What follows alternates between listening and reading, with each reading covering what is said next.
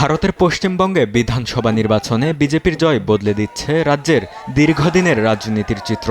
দীর্ঘ ১৫ বছর ক্ষমতায় থাকার পর পতন ঘটল মমতা সরকারের। এরই মধ্যে রাজ্যের পরবর্তী মুখ্যমন্ত্রী পদ নিয়ে শুরু হয়েছে আলোচনা। মুখ্যমন্ত্রীর পদে সব দিক থেকে দৌড়ে এগিয়ে আছেন বিজেপি নেতা শুভেন্দু অধিকারী। ২০২১ সালের নির্বাচনে নন্দীগ্রামে মমতাকে হারিয়ে বড় আলোড়ন সৃষ্টি করেন শুভেন্দু।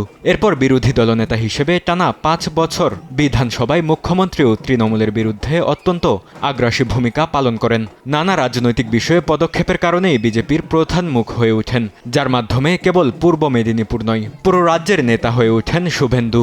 আগামী পরশু সদ্যনিযুক্ত রাজ্য বিজেপি সভাপতি ও আরএসএস ঘরানার নেতা শ্রমিক ভট্টাচার্য।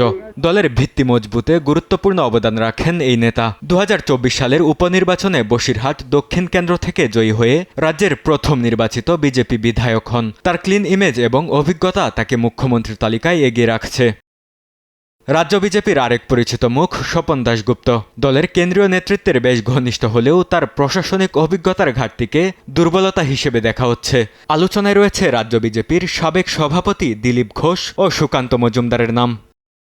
এবারের নির্বাচনী প্রচারণায় নারী নিরাপত্তাকে সবচেয়ে বেশি গুরুত্ব দিয়েছে বিজেপি। তাই নারী মুখ্যমন্ত্রী নিয়োগের সম্ভাবনাও উড়িয়ে দেয়া যাচ্ছে না। সেক্ষেত্রে অগ্নিমিত্রা পাল কিংবা রূপা গাঙ্গুলির নাম আলোচনায় রয়েছে। বরকতুল্লাহ, সময় সংবাদ। বাইক চালাচ্ছে।